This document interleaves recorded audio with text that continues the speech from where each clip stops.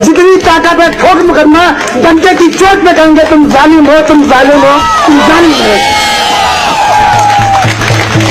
कहाँ नफरत पनपती है समझ लेते हैं सब, लेकिन नजरअंदाज करते हैं। और किसी कमजोर की, ये जो कमजोर बैठे हुए ना हुकूमत में रंगा बिल्ला,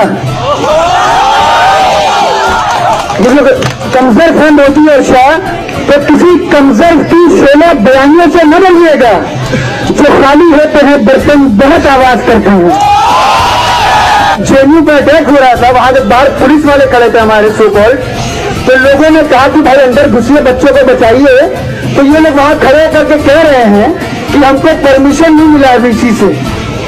तो इनसे पूछिए कि जो अंतिम बिरादरी के लोग उत्तर प्रदेश के अंदर हैं, कि जब ये जामिया में और एवी में घुस करके मारपीट कर रहे थे, तो क्या इनके बाप दादा परमिशन दिए थे? हम आतिशे सोजा में भी हक बात कहेंगे, कुंदन की तरह दहर में ताबिंदा रहेंगे। और तारीख बताती है कि हर दौर सितम में हम जिंदा थे, हम जिंदा हैं, हम जिंदा रहेंगे। आप सोचिए कि जब चिंगारी निकली थी, चाहे वो जामिया मिल्लिया इस्लामिया से या अलीगढ़ मुस्लिम यूनिवर्सिटी से या जवाहरलाल नेहरू यूनिवर्सिटी से, आज वो पूरे हिंदुस्तान के अंदर शोला बन करके उभर रही है।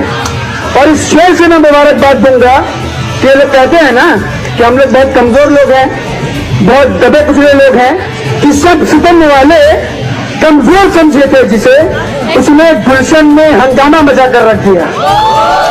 सब सितम वाले कमजोर समझे थे जिसे, उसने गुलशन में हंगामा मचा कर रख दिया। और सारे तूफान चुप रहे, सारी आंधियां बैठी रही, चंद तितली ने दरख्तों को हिला कर रख दिया।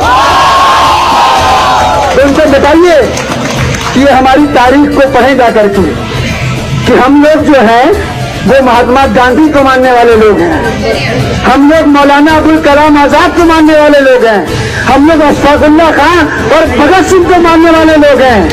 इनकी गोलियों से, इनकी जेल से और इनके मुकदमे से डरने वाले नहीं हैं। अभी अलीगढ़ के अंदर मैं बताऊं आपको एक मिनट और, कि वहां का एडमिनिस्ट्रेशन प्लानिंग कर रहा है कि हम जैसे जितने लोग हैं, जो लोग वहां मूवमेंट को लीड कर रहे हैं, उनके ऊपर एनएसए और गुंडा एक्ट लगाने की प्लानिंग कर रहा है। और अभी हम लोग 53 दिन सरकारी मेहमान भी थे। सरकारी मेहमान मतलब समझे, 53 दिन अलीगढ़ डिस्ट्रिक्ट जेल में ठूस दिया था हमारे सो कॉल्ड वाइस चांसलर और सो कॉल्ड आईपीएस रजिस्ट्रार ने। और वो बाकायदा थ्रेट करता है लोगों को चैम्बर में बुला के कि मैंने बड़े बड़े बदमाशों का इनकाउंटर किया है, तो मुझसे आराम से बात करना। हमने कहा आईपीएस हो गए तुम बाहर के लिए, यहाँ पर बाबू हो, क्लर्क हेड हो, उसी हैसियत से तुमसे बात करेंगे, इतना मुकदमा करना करो तुम। तो उनको ये बता दीजिएगा इन लोगों को, और यहाँ जो लोग खड़े उनके जरिए हम बताना चाहूंगा कि हम लोग सावरकर और गोवरकर को मानने वाले नहीं हैं कि अंग्रेजों से माफी मांग के जेल में से बाहर भागा है। हम लोग मौलाना कलाम आजाद को, गांधी को, भगत सिंह को, अशफाकुल्लाह खान को मानने वाले लोग हैं। जितनी ताकत है ठोक मुकदमा डंडे की चोट में कहेंगे तुम जालिम हो, तुम जालिम हो, तुम जालिम हो। और लहू को लहू लिखते हैं, पानी हम नहीं लिखते। और महलों की रक्कासा को रानी हम नहीं लिखते। और यही तो बात है कि दुनिया हम पे नाज करती है कि हम तारीख लिखते हैं, कहानी हम नहीं लिखते। और जिस तरीके से जुल्म और ज्यादती हो रही है, मेरे दोस्तों और साथियों, मैं आपसे दरखास्त करूंगा कि जिस तरीके से मुझे बहुत अच्छा लगा यहाँ पर देख करके जब मैं आया, कि हम लोग यहाँ पर ना कोई एमयू से है, ना कोई जामिया से है, ना कोई जेएनयू से है, ना कोई किसी पर्टिकुलर ऑर्गेनाइजेशन से है, ना किसी जात से है, ना किसी मजहब से। हम सिर्फ एक आवाज है, इस देश के यूथ हैं, इस देश के स्टूडेंट हैं। आप सोचिए कि इस तरह की मेंटालिटी बना दिए कि ये हमारा कल्चर है अलीगढ़ मुस्लिम यूनिवर्सिटी का।